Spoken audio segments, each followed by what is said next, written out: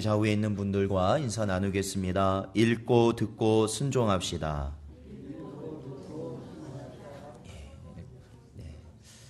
읽고 듣고 순종하는 우리 모든 성도님들 되시기를 축원드립니다.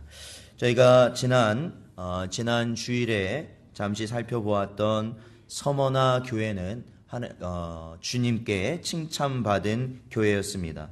그렇지만 그 실상은 그 환경은 굉장히 어렵고 또한 큰 환난과 또한 경제적으로 굉장히 궁핍한 가운데 주님을 섬기고 있었습니다. 그렇지만 그들이 믿음이라는 그 한 가지를 가지고 그들이 오직 주님께 붙들림 받아 살아갔을 때 주님께서는 그들에게 칭찬하셨고 또한 그들에게 말씀하시기를 내가 죽도록 충성하라. 그리하면 내가 생명의 관을 내게 주리라 말씀해 주셨습니다.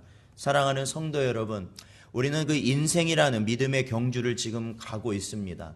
언제나 인생을 살아보면은 마치 그 인생에 어떠한 그래프가 있는 것처럼 어느 순간은 올라가는 때도 있고 어느 순간은 내려가는 때도 있습니다. 마치 어제는 기분이 좋았는데 오늘 예배를 드리러 교회를 가야 되니까 기분이 별로 안 좋아질 수도 있는 것이죠.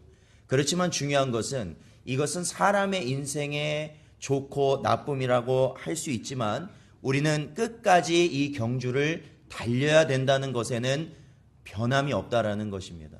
우리가 주님을 만나봐야 되는 그 주님의 나라에 끝까지 달려가야 되는 것에는 변함이 없는 것입니다.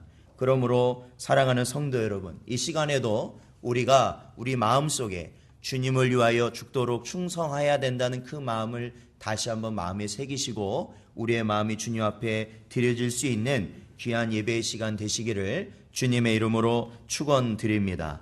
오늘 저희들이 세 번째로 볼 소아시아 교회는 바로 버가모 교회입니다. 이 본문 말씀에 나온 이 버가모 교회에서 저희들이 읽은 본문 12절 말씀을 보니까 주님께서 버가모 교회 사자에게 편지하라. 좌우에 날성검을 가지신 이가 이르시되 라며 자신의 모습을 계시하여 주십니다. 이 본문 말씀 12절에 주님께서는 무엇을 가지신 분이라고 적혀져 있냐면 좌우에 날성검을 가지셨다라는 겁니다.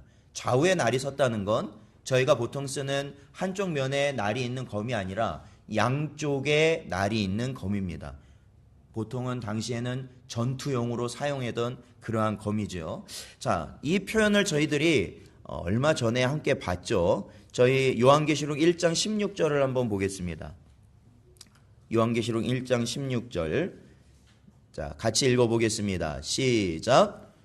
그의 오른손에 7별이 있고 그의 입에서 좌우에 날성검이 나오고 그 얼굴은 해가 힘있게 비치는 것 같더라. 아멘. 그렇습니다. 여기 보면 요한이 주님의 부활하신 주님을 보았을 때 그 모습을 어떻게 표현했냐면 바로 그 입에 좌우에 날성검이 있다고 표현했습니다. 그러니까 결국에 예수님께서 버가모 교회에게 자신의 모습을 드러내실 때 좌우에 날성검을 가지고 있다라는 것은 허리에 차고 있거나 다른 곳에 있는 검이 아니라 바로 그 입에 가지신 좌우의 날성검에 대해서 이야기하고 계시는 것입니다. 결국 저희들이 이 1장 16절을 저희들이 보았을 때 그것은 홍과 영과 걸수까지 쪼개는 바로 하나님, 우리 주님의 말씀을 표현한 것이 바로 좌우의 양날의 검이다. 주님이 가지신 검이다. 그것이 주님의 입으로부터 나오는 것이다 라고 말씀을 드렸죠. 또한 이 말씀은 종국에는 주님께서 심판하실 때에 뭘로 하시겠어요? 주님의 말씀으로 하신다라는 것이죠. 말씀. 이 말씀이라는 의미가 굉장히 중요한데 그 의미가 중요한 것은 이 세상을 지으실 때 무엇으로 지으셨어요? 말씀으로 지으셨다라는 겁니다. 그리고 우리를 심판하실 때 무엇으로 심판하셔요? 말씀으로 심판하시겠다라는 것입니다. 저희 마태복음 10장 34절을 같이 한번 읽어보겠습니다. 마태복음 10장 34절 말씀. 자, 읽어보겠습니다. 시작. 내가 세상에 화평을 주러 온 줄로 생각하지 말라. 화평이 아니요 검을 주러 왔노라. 아멘. 여기서 내가는 누구겠습니까? 내가는 바로 예수님입니다. 참 이 말씀은요, 조금은 아이러니합니다. 왜냐하면 주님은 평화의 왕이시고 평강의 왕이시라고 하는데, 주님이 이 땅에 오신 것은 화평을 주러 오신 것이 아니라 뭘 주러 오셨다고요? 검을 주러 오셨다는 겁니다. 오늘 처음 듣는 분도 계실 수도 있겠지만 주님의 말씀입니다. 왜요? 이 검이라는 건 뭐냐면 바로 주님의 복음을 의미하는 것이죠. 주님께서 이 땅에 말씀해 주실 주님의 복음을 의미하는 겁니다. 그게 검이에요. 왜 그것이 검이 되느냐? 이 복음이라는 것은요, 그 의미를 풀자면 복된 소리입니다. 그러니까 좋은 소리예요. 좋은 소리. 그런데 이 좋은 소리는 단순히 좋은 소리로 끝나는 것이 아니라 그 좋은 소리 이면에는 심판의 메시지도 함께 담겨져 있기 때문에 그렇습니다. 자, 우리 요한복음 3장 18절을 같이 보겠습니다. 요한복음 3장 18절 같이 읽어보죠. 시작. 그를 믿는 자는 심판을 받지 아니하는 것이요 믿지 아니하는 자는 하나님의 독생자의 이름을 믿지 아니함으로 벌써 심판을 받은 것이니라. 아멘. 그렇습니다. 여기서 그를 믿는다는 것은 결국 복음의 내용을 믿는다는 것이죠. 그런데 그 복음을 믿는 자는 무엇을 받지 않는다고요? 심판을 받지 않는다라는 겁니다. 즉 복음이라는 것은요, 결국에는 믿는 자에게는 복된 소식이 되지만 믿지 않는 자에게는 3장 18절에서 말씀하고 있는 것처럼 심판의 내용이 됩니다. 결국엔 저와 여러분이 복음을 전해야 되는 이유는 단순히 이 자리를 채우기 위함은 아닙니다. 그것을 기억하셔야 돼요. 이 교회 안에 이 사각형 이 공간 안에 우리가 누군가를 데려다 놔야 된다라는 의무가 복음을 전하는 그것의 직접적인 이유는 아닙니다. 그것은 왜 그러냐면 이 복음을 전하는 것이 우리의 사명인과 동시에 또한 이 복음을 통하여서 선택받은 자들이 주께로 돌아오는 역사가 일어나는 것이고, 또한 이 복음을 전할 때 여러분 전하는 사람마다 이 복음을 다 받아들여요? 안 받아들여요? 받아들여요? 안 받아들여요? 전하는 사람마다 받아들이는 사람도 있지만 죽어도 안 받아들이는 사람도 있습니다. 그것이 나중에 어떠한 결과가 되냐면 주님의 심판대 앞에서 그가 주님을 믿지 않음으로 지옥 형벌을 가게 될 근거가 되게 된다라는 것입니다. 근거가 되는 것이에요. 그러므로 사랑하는 성도 여러분, 우리가 복음을 전하는 것은, 우리가 주의 복음을 전하는 것, 예수 그리스도의 복음을 전하는 것은 굉장히 중요한 일입니다. 굉장히 중요한 일이에요. 그리고 굉장히 그것은 단순히 가벼이 여길 것이 아니라 심각하게 우리들이 생각하고 우리들이 그것을 전해야 되고, 그것에 대해서 듣는 자는 사실은 그것을 받아들여야 된다라는 것이죠. 왜냐하면 그것이 훗날 주님이 오신 이후에 심판의 근거가 되기 때문에 그렇습니다. 그러므로 주님이 이 땅에 오셔서 바로 주의 말씀으로 심판하실 것이다 라는 것을 분명히 말씀하시는 표현이 바로 좌우의 날성검을 가지신 이라고 자신을 계시하시는 것이다 라는 것입니다. 자, 오늘 본문에 나오는 이 버가모 교회, 저희들 본문 말씀 13절에 보면, 자, 저희 13절을 같이 한번 읽어볼까요? 13절 읽어보죠. 시작.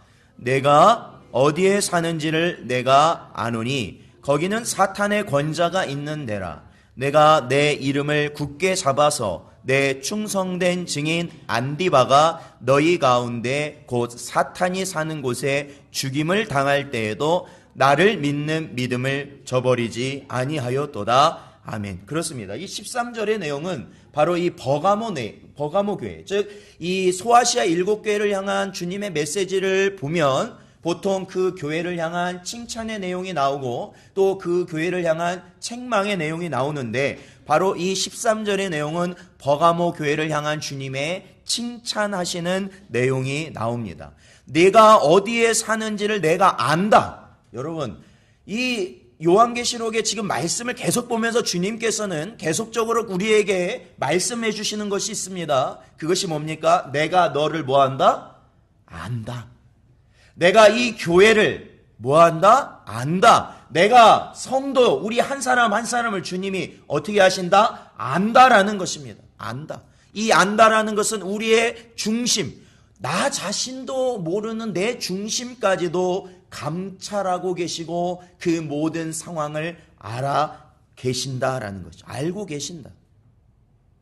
그래서 주님께서는 이 버가모 교회를 안다라고 말씀하십니다. 그런데 내가 어디에 사는지를 내가 안다. 여기서 내가는 어디냐? 바로 버가모 교회를 얘기하는 거죠. 버가모 교회가 어디에 사는지, 즉 어느 곳에 위치해 있는지를 바로 주님은 아신다고 말씀을 하시죠.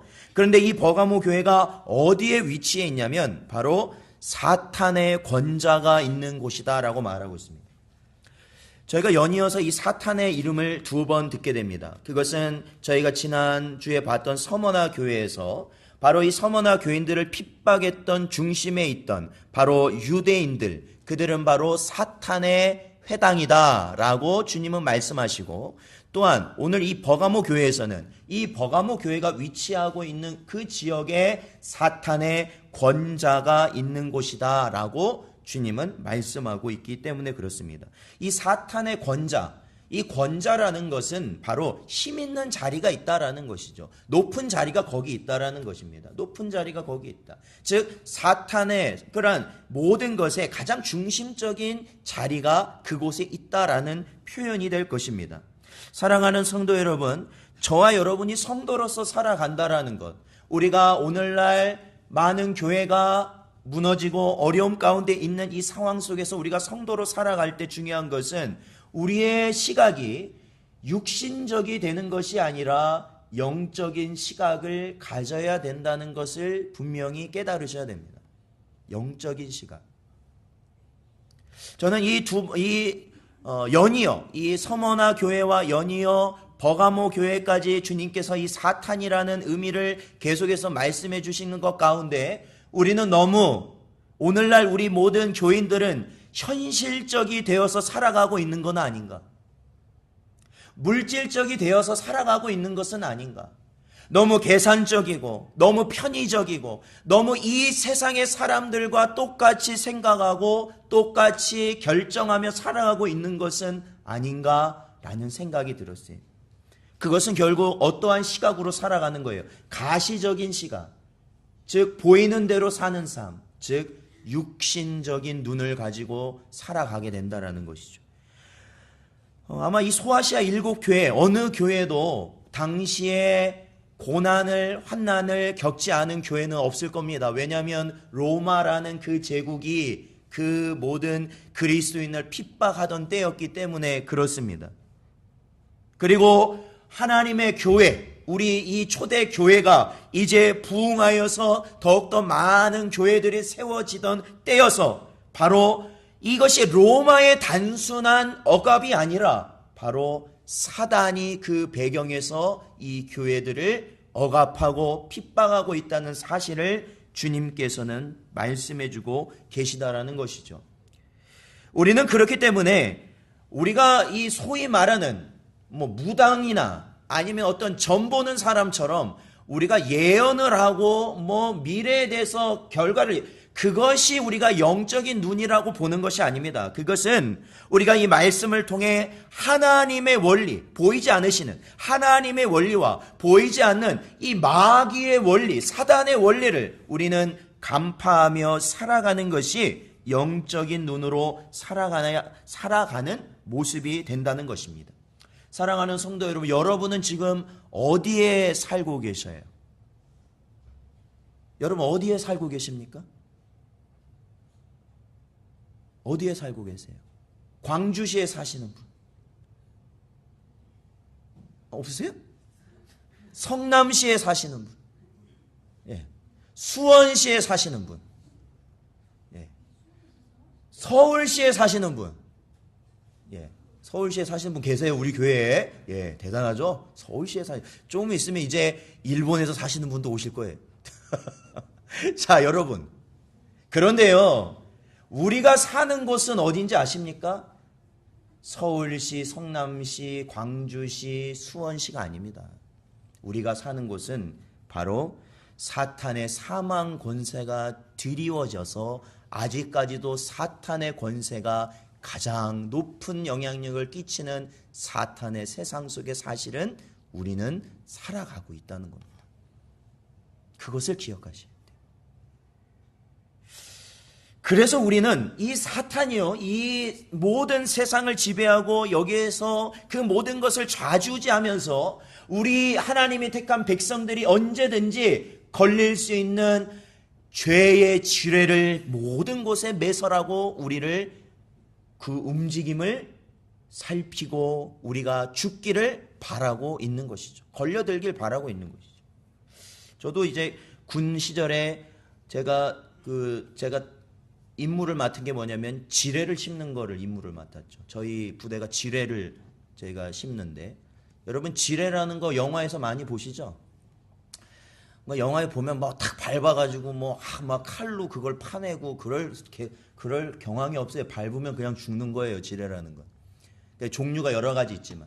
그런데 여러분 지뢰라는 건요, 하나만 심어 놓지 않습니다. 심어 놓을 때 하나만 안 심어요. 왜냐면 저희들이 보통 다리가 있으면 다리에서 만약에 뭐 북한군이라면 적군이 다리로 넘어오기 때문에 다리를 폭파하고 또 물을 건너올 수 있기 때문에 그 물 주변에 물가에다가 이제 지뢰를 심거든요. 지뢰를 심어요. 그러면 보통 지뢰를 최소한 3가지를 심어요. 어떤 걸 심냐면 전차를 잡을 수 있는 지뢰, 그리고 사람을 살상할 수 있는 지뢰를 2가지를 심습니다. 왜 그러냐면 전차가 넘어오잖아요. 그럼 전차를 저희들 넘어올 때 그 지뢰로 전차를 잡아야 되는 거고, 또 알 거 아닙니까? 적군도 저기에 지뢰가 심겨져 있을 거라는 거 알까요? 모를까요? 대충 다 알고 있단 말이죠. 그러니까 그것을 제거하려고 올 거 아닙니까? 그럼 사람이 온단 말이죠. 그래서 그 전차 지뢰 옆에 사람을 공격하는 대인 지뢰를 심고 또 그 옆에 또 심습니다. 그래서 하나의 장애물을 만드는 거예요. 그래서 여기는 들어올 수 없다. 너희가 들어올 수 없다라는 것을 장애물로 만들어 놓는 겁니다. 그러니까 사랑하는 성도 여러분, 우리가 이 세상을 살아갈 때 단순하게 내가 이거 하나만 조심하면 내가 죄 안 짓겠지. 여러분 그렇게 생각하면 큰 무산입니다. 큰 무산이에요. 이거 하나만 내가 조심하면 아니요, 여러분. 우리는요, 우리의 삶의 모든 것을 다 조심해야 됩니다. 그게 다 한마디로 말하면 마귀가 심어놓은 지뢰밭이기 때문에 그렇습니다.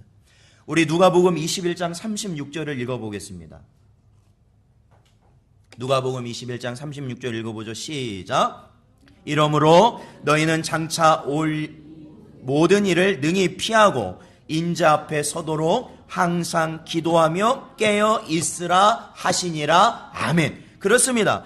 여러분, 어떤 분이 이런 말씀을 하더라고요. 성경을 배우면 되지 왜 굳이 기도라는 것이 필요하냐. 성경에서 기도를 그렇게 강조를 하지만 자기는 그렇게 기도에 대해서 중요한지를 모르겠다라고 말씀하십니다. 물론 그것이 아직은 성경에 대한 말씀이 배우지 못한 부분도 있고 기도의 능력을 체험하지 못한 부분도 있는데, 우리가 깨어있기 위해서는 뭐가 필요하다? 기도가 필요하다라는 것이죠. 기도가. 깨어있기 위해서 기도가 필요한 거예요. 오늘도 이 말씀을 듣고요, 저희들이 듣고 갑니다. 오늘도 목사님이 좋은 말씀도 하셨고 어려운 말씀도 하셨고 수용하기 절대적으로 불가한 말씀도 하셨네. 그러면서 저 문 밖을 나가잖아요. 그런데 기도하는 자에게는 그 말씀이 그를 언제나 경각시키고 죄에서 피할 수 있는 길을 주시고 우리가 죄를 짓지 않도록 우리의 영을 살리는 길이 바로 기도다라는 것이죠. 기도. 이 버가모 지역은 바로 어떠한 곳이었는가? 로마의 지배를 받던 곳이었어요. 그런데 그곳은 특히 더 중요한 거점적인 이유가 있었는데, 그것은 뭐냐면 바로 처음으로 정말로 이 로마 황제에 대한 신전을 짓고 그들이 로마의 황제를 섬기는 것을 거의 원조격으로 그들이 먼저 시행한 나라가 도시가 버가모였다라는 것이에요.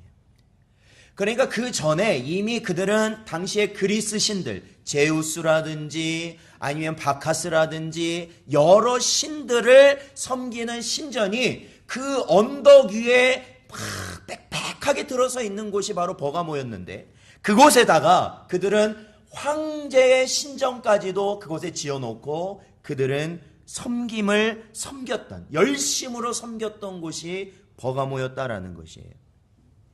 그래서 바로 주님께서는 그곳에 사탄의 권자가 있는 곳이다 라고 말씀하신 것 같아요. 그 정도로 신은 우상을 섬기고 특히 더 열심으로 하던 것이 버가모였기 때문에 그렇습니다. 자, 도시 전체가 이렇게 황제의 숭배를 당연시 여기고 그것을 가장 중요하게 여기는 정책이 그 도시에 만연돼 있다면, 그곳에서 예수를 믿는다는 것이, 예수님의 말씀을 따른다는 것이 쉬운 거겠습니까? 어려운 거겠습니까? 쉬운 거겠어요? 어려운 거겠어요? 어렵다는 거예요. 어렵다는 거죠. 절대적으로 어렵다는 거죠. 그런데 오늘 이 버가모 교회를 보면요, 정말로 하나님이 사랑하시는 교회임을 알 수 있습니다. 그것은 바로 그 교회에 어떤 사람이 있었냐면 충성된 증인이라 불리는 안디바가 있었기 때문에 그렇습니다. 안디바라는 사람이 있었기 때문에 그렇습니다. 그리고 주님께서는 이 버가모 교회를 칭찬하시면서 뭐라고 말씀하시냐면 13절 중간에 보니까 네가 내 이름을 굳게 잡아서 라고 말하죠. 주님의 이름을 어떻게 한다고요? 굳게 잡았다라고 이야기합니다. 또 13절 하반절 끝부분에 보니까 나를 믿는 믿음을 뭐하지 않았다고요? 저버리지 않았다고요. 야, 이 칭찬, 뭐 여러 가지 칭찬이 있을 수 있겠는데, 나를 향한 믿음을 너희는 저버리지 않았다. 나의 이름을 붙들었다. 이 칭찬이 너무 저는, 이런 칭찬을 받는다는 것이 그 누구한테 받는 거예요? 다른 사람한테 받는 게 아니에요. 누구한테 받는 거예요? 주님으로부터 받는다는 것이. 얼마나 감격스러울까. 얼마나 그게, 저는 진짜 이게 정말 가능하다면 너무 이것이, 나중에도 이런 칭찬이 있다면, 우리 성도들은 이러한 칭찬을 반드시 받아야 되지 않을까. 그런 생각을 해요. 이 귀한 칭찬 아닙니까? 그러한 칭찬을 받은 교회다 보니까 여기에 나오는 이 안디바란 사람도 어떻게 된지 아십니까? 보니까 내 충성된 증인 안디바가 너희 가운데 곧 사탄이 사는 곳에서 죽임을 당하였다라고 이야기합니다. 저희가 지난 서머나 교회에서는 서머나의 감독이었던 폴리갑이 결국에는 주님을 부인하지 않고 화형을 당하여 주님께로 나아갔던 것처럼, 오늘 이 본문에 나오는, 다른 곳에는 안 나옵니다. 오늘 이 본문에만 나오는 이 안디바라는 바로 이 성도인지 그곳의 감독인지는 모르겠지만 이 사람은 결국에는 폴리갑과 같은 주님께로 나아가는 길을 택하였다라는 거죠. 전승에 따르면 그는 주님을 부인하지 않았습니다. 그리고 어떠한 방식으로 죽임을 당했냐면 놋가마, 소 모양의 놋가마에 그 사람 한 명 정도 들어갈 수 있는 그 놋가마에 그를 넣고 그 다음에 그 놋가마를 닫은 이후에 그 밑에서 불을 지피는 거죠. 그 놋가마를. 그래서 그 안에서 죽어가는 겁니다. 바로 그 길을 이 안디바가 선택하고 주님께로 갔다라는 겁니다. 여러분, 주님께서는 안디바를 뭐라고 말씀하시냐면 충성된 증인이다라고 말씀하십니다. 여러분, 이 충성된 증인 역시 우리가 얼마 전에 보았던 말씀에 나옵니다. 자, 우리 요한계시록 1장 5절을 한번 볼까요? 요한계시록 1장 5절. 자, 읽지는 않겠습니다. 거기에 보면요, 어떠한 표현이 나오냐면요, 바로 성부 하나님과 성자 하나님과 성령 하나님에 대해서 이야기를 하고 있는데, 바로 5절에 보면 또 충성된 증인으로 죽은 자들 가운데서 먼저 나시고 라고 표현된, 즉 충성된 증인이다라는 것이 누구에 대한 이름이냐면, 누구에 대한 표현이었냐면 바로 예수님에 대한 표현이었다는 거죠. 예수님에 대한 표현. 야, 이것 또한 대단한 거죠. 예수님께만 지칭된 표현을 예수님이 누구에게 지칭하신 거예요? 안디바에게 지칭하신 거예요. 예수님이. 사랑하는 성도 여러분, 저희 모든 이 자리에 있는 성도 여러분, 충성된 증인이라는 칭찬을 받으시는 여러분 되시기를 주님의 이름으로 축원드립니다. 그러한 칭찬, 그 충성되다라는 게 무슨 의미일까? 바른 길을 끝까지 가는 자가 충성된 자입니다. 끝까지 가는 자. 참고 견디고 끝까지 가는 자. 요즘 우리가 흔히 보는 것처럼 저는 진짜 답답해요. 자, 이게 뭡니까? 이게 뭐예요? 이게 뭡니까? 맞아요? 이거 컵 맞습니까? 컵인지 아닌지 모르겠어요? 그런데 오늘날 시대가 그래요. 컵이 아니라고 해요. 무슨 홍길동도 아니고 아버지를 아버지라 부를 수 없다 뭐 그런 것도 아니고 아니 도대체 컵인데 이거를 컵이 아니라고 하는 겁니다. 여러분, 이 컵인데 왜 컵이 아니라고 하는 사람들이 있을까요? 자신의 어떠한 이유가 있겠죠. 즉 우리가 증인이라는 것은 사실을 그대로, 진실을 그대로 말하는 사람이 증인 아니겠습니까? 그런데 그 증인 가운데도 충성된 증인이 있는가 하면 거짓된 증인이 있다라는 것이에요. 충성된 증인은 내가 죽는 한이 있어도 사실은 사실만 얘기하는 겁니다. 충성된 증인. 거짓된 증인은 그저 내 살 길만 궁리하면서 그 때마다 자기의 유익만을 추구하면서 자신의 입장을 하루아침에 바꾸는 사람들, 그런 사람들이 바로 거짓된 증인들이라는 거예요. 사랑하는 성도 여러분, 여러분은 충성된 증인이 되시길 바라고, 또한 간절히 바라기는 이 땅에 여러분 살아가는 많은 사람들이 있겠지만 누가 충성된 증인이고 거짓된 증인인지를 분별하실 수 있는 여러분 되시기를 주님의 이름으로 축원드립니다. 그게 필요해요. 맞습니다. 끝까지 가는 자가 충성된 증인이에요. 그런데요, 우리가 이 말세의 세상을 산다고 하지 않습니까? 주님의 재림이 가까우면 우리가 말세의 세상을 갔는데, 말세가 되면은 단순히 막 땅이 갈라지고 막 우리가 어떠한 재해가 일어나고 이런 게 중요한 게 아니고 먼저 일어나는 징조가 있습니다. 먼저 일어나는 징조. 우리 데살로니가 후서 2장 3절을 한번 읽어보겠습니다. 데살로니가 후서 2장 3절. 같이 읽어보죠. 시작. 아직 안 나왔나요? 네. 데살로니가 후서 2장 3절 말씀입니다. 네. 같이 읽어보겠습니다. 시작. 누가 어떻게 하여도 너희가 미혹되지 말라. 먼저 배교하는 일이 있고 저 불법의 사람 곧 멸망의 아들이 나타나기 전에는 그날이 이르지 아니하리니. 아멘. 그렇습니다. 여기 보면요, 먼저 뭐가 나타나느냐? 배교하는 일이 나타난다.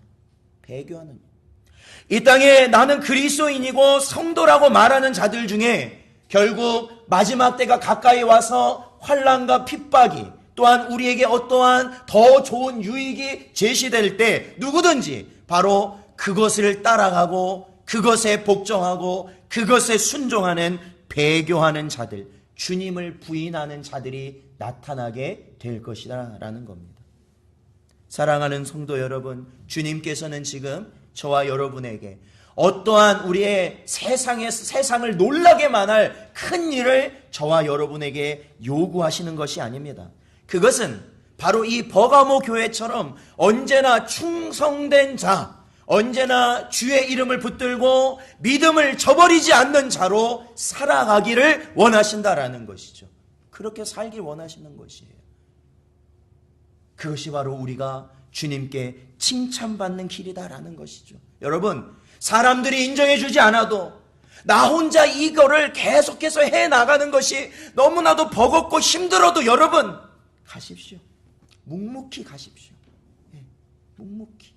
예전에는 100사람이 알아주고 예전에 알아줬는데 이제는 50사람, 이제 30사람, 20사람, 이제는 한 사람, 아니 아무도 나를 알아주지 않다고 해도 주님께서 나에게 주신 길이라면 가십시오. 가십시오. 그것이 충성된 자가 가는 길이라는 겁니다. 사랑하는 성도 여러분, 그러나 이 버가모 교회를 향한 주님의 말씀은 칭찬으로만 끝난 것이 아닙니다. 그들에게도 주님께서는 책망의 말씀을 주셨지요. 바로 14절에 보니까, 자, 우리 14절을 같이 한번 읽어보죠. 본문 말씀 14절 읽어보겠습니다. 시작. 그러나 내게 두어 가지 책망할 것이 있나니 거기 내게 발람의 교훈을 지키는 자들이 있도다. 발람이 발락을 가르쳐 이스라엘 자손 앞에 걸림돌을 놓아 우상의 제물을 먹게 하였고 또 행음하게 하였느니라. 15절도 읽어보겠습니다. 시작. 이와 같이 내게도 니골라 당의 교훈을 지키는 자들이 있도다. 아멘. 저희가 이 니골라 당에 대해서 잠깐 먼저 언급해 드리면, 이 니골라 당, 우리가 그 전에 배웠던 성경 중에, 교회 중에 어느 교회에서 주님이 언급하셨던 그런 집단이에요? 에베소 교회. 에베소 교회에서는 니골라 당 때문에 칭찬을 들었어요? 책망을 들었어요? 칭찬 들었습니까? 책망 들었습니까?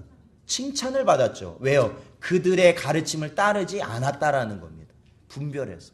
즉, 이 니골라당이라는 것을 여기 14절에서 말하는 발람의 교훈을 지키는 자들과 거의 같은 무리로 오늘 성경 말씀은 말하고 있어요. 같은 의미.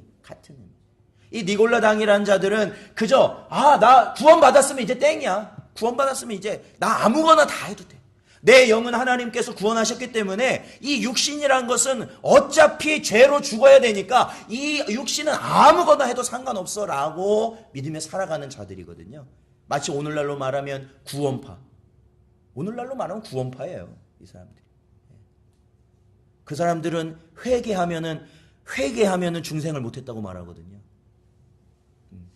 아직 구원을 못 받아서 회개하는 거라고.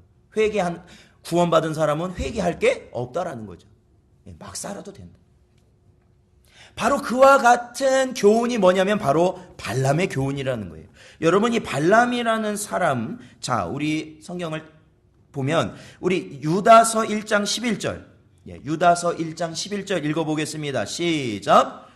화 있을진저 이 사람들이여 가인의 길에 행하였으며 삭슬 위하여 발람의 어그러진 길로 몰려갔으며 고라의 패역을 따라 멸망을 받았도다. 아멘. 그렇죠. 여기 보면 발람이라고 나옵니다. 이 발람이 무엇을 위했다고요? 삭슬 위하였다. 이게 뭐냐? 재물, 돈이에요. 돈을 위하였다라는 겁니다. 돈. 이 발람이라는 사람은 구약에 나타난 선지자입니다. 그 선지자, 이 선지자 중에 어떤 선지자냐면 거짓 선지자로 대표되는 사람입니다. 오늘 저희가 시간이 없어서 그 이야기를 자세히 할 수는 없지만 그가 민수기에 보면 나오는데, 그 민수기에 보면 어떤 이야기가 나오냐면 바로 이 이스라엘이 이제 40년의 광야 생활을 마치고 이제 가나안 땅으로 들어가는 그러한 시점에서 이 모아방, 제가 잘못 말하는 게 아니에요. 거기 보면 발락이 나와요. 발락. 모아방 발락이 이 하나님의 선지자로 보여지는 이 발람을 초대해가지고 그 사람에게 이스라엘을 저주해서 그 이스라엘이 멸망하기를 바랬습니다. 그렇지만 결국에는 이 발람이요, 하나님께서 그의 마음을 주장하시고 입술을 주장하시니까 저주를 하랬는데 뭘 했어요? 3번이나 이스라엘 향해서 축복을 하게 됩니다. 축복. 그러니까 하나님께서 말하게 하신 거예요. 그런데 이 발람이 거기서 멈추지 않죠. 이 사람은 뭐를 좋아하는 사람이라고요? 돈을 좋아하는 사람이에요. 그러니까 이 발람이 너무나도 많은 재물을 주고 그러니까 그 사람이 한 가지 꾀를 내서 알려줍니다. 그것이 바로 민수기 25장 1절에서 3절에 나와요. 거기를 한번 읽어보죠. 민수기 25장 1절에서 3절. 같이 읽어보겠습니다. 시작. 이스라엘이 시딤에 머물러 있더니 그 백성이 모압 여자들과 음행하기를 시작하니라. 그 여자들이 자기 신들에게 제사할 때에 이스라엘 백성을 청하매 백성이 먹고 그들의 신들에게 절함으로 이스라엘이 바알부올에게 가담한지라. 여호와께서 이스라엘에게 진노하시니라. 아멘. 이 발람이 선지자의 일을 하다 보니까 비록 그가 거짓 선지자지만 이 이스라엘을 정말로 하나님이 보호하시는 이 이스라엘을 정말로 큰 어려움을 겪게 할 길을 그는 알고 있었어요. 그게 뭐냐면 하나님의 말씀을 어기게 하는 거예요. 그 중에 가장 쉽게, 가장 분명히, 가장 중요하게 하나님께서 노하실 게 뭐냐? 우상을 섬기게 만들어버리는 겁니다. 그 이스라엘 백성이 시딤에 있을 때 우상을 섬기게 만들어버리는 거예요. 근데 여러분, 오늘날 저와 여러분한테 저희를 데려가서 어디 뭐 목상 하나 놔두고 이제 예수 믿지 말고 우상 섬겨라 하면은 우리가 가요, 안 가요? 안 가죠? 잘 안 가죠? 그러니까 발람이 꾀를 낸 거예요. 어떤 꾀를 냈느냐? 바로 여자들과 한마디로 바알을 섬기는 그러한 우상을 섬기는 그 나라에서는 거기에 보면 신전 안에 있는 창기들이 있었다라는 거예요. 신녀라고 불리는. 즉 뭐냐면 남자와 여자가 거기서 성관계를 하면 그것이 제사를 드리는 예배의 방법이었다는 거예요. 그러니까 그러한 것에 이스라엘 남자들을 어떻게 하는 거예요? 그러한 것을 먼저 그들에게 제시를 하는 거죠. 그러한 것을. 사람의 음욕이라는 것을 이용을 하고 그 사람들이 들어와서 자신의 음욕을 채움과 동시에 그들은 무엇을 하게 되는 거예요? 바알신을 섬기게 되는 예배를 드리게 되는 결과를 가지게 했다라는 것입니다. 야, 이거 엄청난 말씀이에요. 우리 성도들은요, 당장에 누가 여기 와서요. 당장에 누가 여기 와서 신천지라든지 아니면 어떤 집단이 와서 예배 드리지 마라. 피켓 들고 만약에 한다. 그러면 겁도 나겠지만 오히려 우리도 그 사람들을 대항해서 그 사람들 말에 우리가 기죽지 않으려고 할 겁니다. 그렇죠? 아, 여기 해병대 나온 분들이 몇 분인데. 하실 거예요. 그런데 중요한 건 그렇게 큰 거에는 우리가 넘어지지 않아요. 오히려. 바로 저와 여러분 안에 있는 그 죄성을 사단이 이용하면 우리는 어느 순간 우상을 섬기게 된다는 거예요. 그게 바로 이 버가모 교회에 들어온 발람의 교훈을 따르는 거예요. 그 전까지는 세상의 것이 이 세상의 것을 내가 할 필요가 있나? 이것은 아니야 라면서 그저 생각하며 살아왔는데 어느 순간 세상의 손길이 조금씩 들어오는 거죠. 괜찮아. 이 정도는 괜찮아. 이 정도는. 이거랑 하나님 믿는 거랑 아무 상관없어. 이거랑 우리가 예배하는 거랑 아무 상관없어. 어쩌다 한번 이렇게 하는 건데 왜 그걸 가지고 이렇게 민감하게 반응해? 그래가지고 사회생활 하겠어? 그래가지고 사람과 교제를 하겠어? 세상은 이렇게 우리를 조금씩 침투해오고 결국에는 무엇을 하게 하는 거예요? 하나님께 온전한 예배를 드리지 못하게 하고 세상의 물질과 세상의 기쁨과 환락을 쫓아서 어느 순간 내 자리가 하나님의 자리에서 사단의 자리로 옮겨져 가 있는 것을 발견하게 된다라는 것입니다. 우리 고린도전서 10장 7절에서 8절 말씀을 읽어보겠습니다. 고린도전서 10장 7절에서 8절 읽어보죠. 시작. 그들 가운데 어떤 사람들과 같이 너희는 우상 숭배하는 자가 되지 말라. 기록된 바 백성이 앉아서 먹고 마시며 일어나서 뛰논다 함과 같으니라. 그들 중에 어떤 사람들이 음행하다가 하루에 2만 3천 명이 죽었나니 우리는 그들과 같이 음행하지 말자. 아멘. 그렇습니다. 저 중요한 건 이거예요. 음행하기 전에, 우상 숭배하기 전에 이들이 뭐했다? 먹고 마시며 뛰놀았다. 그냥 이 단체로만 이 건물로만 보면 좋죠. 근데 여러분 이 진리를요 어디에 대입을 해봐야 되냐면 욥기서를 여러분 한번 보시면요, 욥기서가 이 욥기서에 보면 욥이 자기의 그 자녀들이 있는데 자녀들이요 10자녀예요.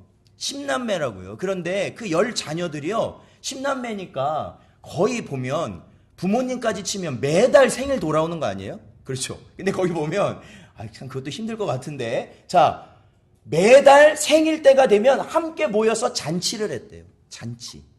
그런데요, 그 잔치를 밤새도록 하는데 그것이 끝나면 욥이 한 게 뭔지 아십니까? 제사를 드렸어요. 제사. 아니, 가족끼리 모여서 잔치를 했는데 그걸 끝나고 욥은 제사를 드렸어요. 그 잔치, 먹고 뛰노는 가운데 우리 자녀들이 하나님께 범죄하였을까 봐 그것을 놓고 제사였다는 거예요. 제사였어요. 여러분, 먹고 마시는 걸 우리가 금하는 게, 그걸 뭐라고 하는 게 아니에요. 중요한 것은 세상은요, 우리를 우상의 자리로 우리를 끌어가기 위해서 먹고 마시고 즐기고 뛰노는 것을 우리들에게 먼저 제시한다는 거예요. 제시. 아무 상관없이 제시. 그것만 제시해요. 그리고 어느 순간 그것을 하다 보면 우리는 바로 우상의 자리에 들어가 있다는 거죠. 우상의 자리에. 우상의 자리. 여러분, 도박이라는 거 아시잖아요. 도박. 처음에는 돈을 안 걸고도 해요. 두 번째는 점당 10원. 전 안 해봐서 잘 모르겠지만 100원. 이렇게 소소하게 하다가 결국에는 나중엔 뭐가 돼요? 집 팔아먹고 직장에 월급 차압받고 사채 돌려가며 맞고 그 지경에 들어가더라는 거죠. 이 우상이라는 게 그래요. 이 죄라는 게 그래요. 사단이라는 게 그렇다라는 겁니다. 그래서 주님께서는 바로 이들에게 뭐라고 말씀하십니까? 그러한 죄 가운데 그렇게 노출되어 있고 그것을 속속히 남모르게 즐기고 있는 그들에게 뭐라고 말씀하셔요? 16절 같이 읽죠. 시작. 2장 16절이요. 읽겠습니다. 시작. 그러므로 회개하라. 그리하지 아니하면 내가 네게 속히 가서 내 입의 검으로 그들과 싸우리라. 아멘. 그렇습니다. 그들에게 뭐 하라고 말씀하셔요? 회개하라 말씀하십니다. 이거는 제 말이 아니에요. 주님의 말씀이라는 거예요. 지금 이 순간에도 여러분이 나는 예수쟁이다, 예수 그리스도 믿는 그리스도인이다, 성도다 하면서도 우리가 그것과는 별개로 세상의 제의를 받아들이며 우리가 조금씩 세상의 자리로 나아가고 있는 여러분의 모습이 오늘도 우리에게 말씀하시는 주님의 말씀으로 여러분 가운데 들리신다면 회개하셔야 합니다. 그 일을 두고 회개하셔야 됩니다. 절대로 가벼운 것이 아니다라는 것을 저희들은 알아야 돼요. 바로 주님께서는 마지막 날 주님의 말씀으로 우리를 심판하시겠지만 또한 오늘도 이 시간 여러분에게 전달되어지는 이 말씀으로 여러분 안에서 우리를 주님의 말씀의 검으로 우리를 채찍질하고 계시는 거예요. 회개하라 말씀하시는 거예요. 자, 우리 17절 마지막 말씀인데요. 저희 17절 말씀을 같이 한번 읽어보겠습니다. 시작. 귀에 있는 자는 성령이 교회들에게 하시는 말씀을 들을지어다. 이기는 그에게는 내가 감추었던 만나를 주고 또 흰 돌을 줄 터인데 그 돌 위에 새 이름을 기록한 것이 있나니 받는 자 밖에는 그 이름을 알 사람이 없느니라. 아멘. 자, 여기 보면 계속해서 주님께서는 약속을 주십니다. 이기라고 말씀하시고 약속을 주세요. 이기는 자에게는 바로 우리에게 영생 복락을 주실 것임을 계속해서 약속하시는데 오늘 17절에 보면 특이한 점이 나옵니다. 그것은 첫 번째로 뭘 주신다고 말씀하시냐면 감추어졌던 만나를 주신다라고 말씀하십니다. 여러분, 이 감추었던 만나라는 것이 무엇일까요? 이 만나라는 것은 광야 40년 동안 이스라엘이 광야 생활할 때 그들이 먹을 것도 없고 마실 것도 없고 아무것도 얻을 수 없는 광야에서 그들을 살게 하신 하나님의 하늘의 양식이었습니다. 그러나 그 만나라는 것은 이제 그쳤습니다. 그쳤죠. 그리고 만나라는 것은 매일같이 먹어야만 했습니다. 그런데 예수님께서 그 만나가 무엇인지를 우리에게 알려주십니다. 우리 요한복음 6장 48절에서 51절 말씀, 요한복음 6장 48절에서 51절 말씀 읽겠습니다. 시작.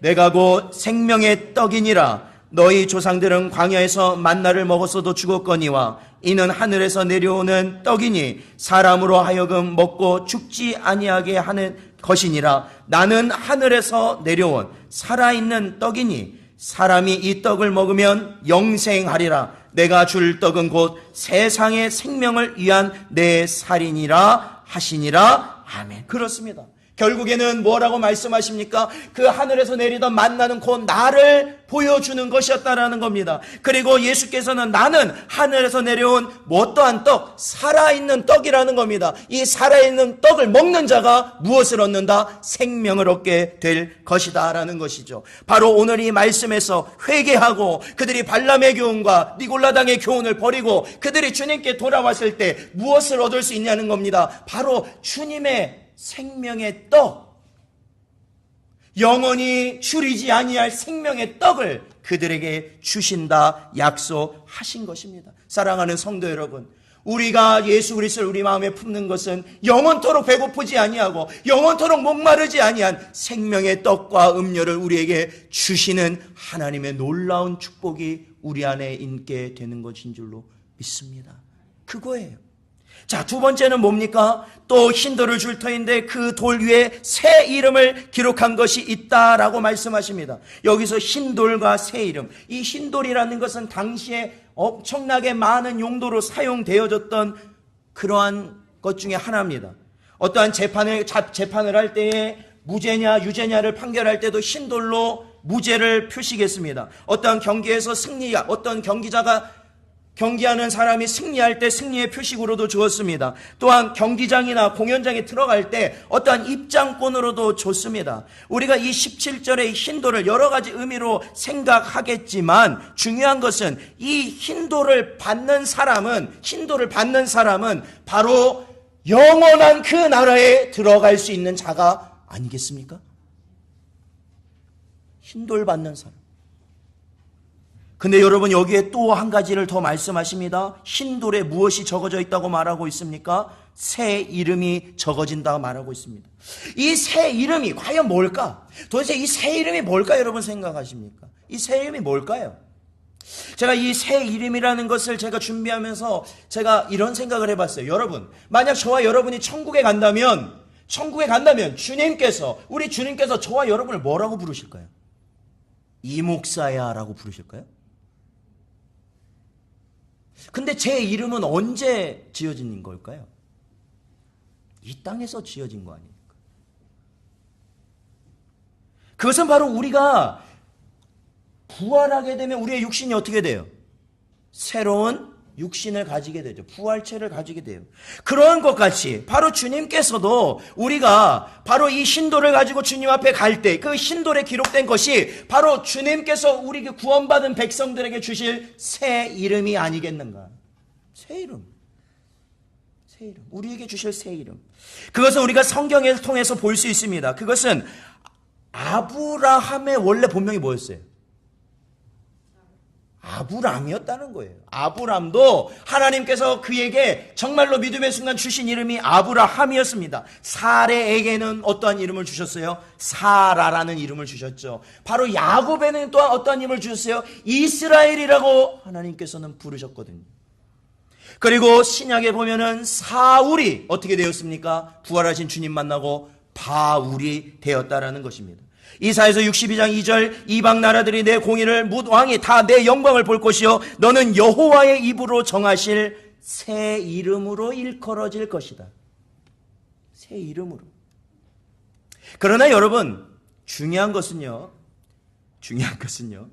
확실한 건 성경에 나옵니다. 자, 17절에 보면 뭐라고요?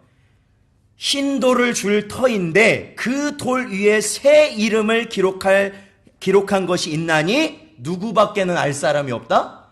받는 자밖에는 알 사람이 없다. 그렇죠. 만약에 그것이 우리의 새 이름이들 아니면 이것이 나중에 새 이름이 예수 그리스도의 새 이름이라는 것도 성경에 나오거든요. 예수 그리스도의 새 이름이든지 간에 우리가 그 돌을 가지고 그 영광의 나라에 들어갈 때 우리는 그 돌에 새겨진 새 이름을 알게 될 줄로 믿습니다. 그래요. 그래서 결국에는 그 이름을 알 사람이 없다 말하고 있습니다. 사랑하는 성도 여러분, 매주마다 요한계시록을 하니까 제가 아주 그냥 설교 시간이 빡빡합니다. 사실 빡빡해요. 빡빡한데 중요한 것은 뭐냐? 우리가 이 요한계시록을 볼 때마다 주님은 말씀하세요. 어떻게 해야 우리가 칭찬받는 주님의 백성이 되고 어떻게 해야 우리가 책망받는 자가 될 것이며 책망받을 것이 우리에게 있다면 뭐 하라고요? 회개하라 말씀하셔서 결국 우리가 이 세상을 이기고 주님의 나라에 들어가게 되는 귀한 복된 저와 여러분이 될 것이다 말씀하시거든요. 언제나 이 말씀을 새기시고 승리하시고 주님의 그 영생 복락을 누리시길 확신하시는 여러분 되시기를 주님의 이름으로 축원드립니다. 기도하겠습니다. 아버지 하나님 감사합니다. 이 시간에도 저희들에게 버가모 교회를 향한 말씀을 통해 은혜 주시니 감사합니다. 오늘 이 주신 말씀을 마음에 새기게 하시고 언제나 우리가 주님 앞에 충성된 종으로서 그 나라를 바라보며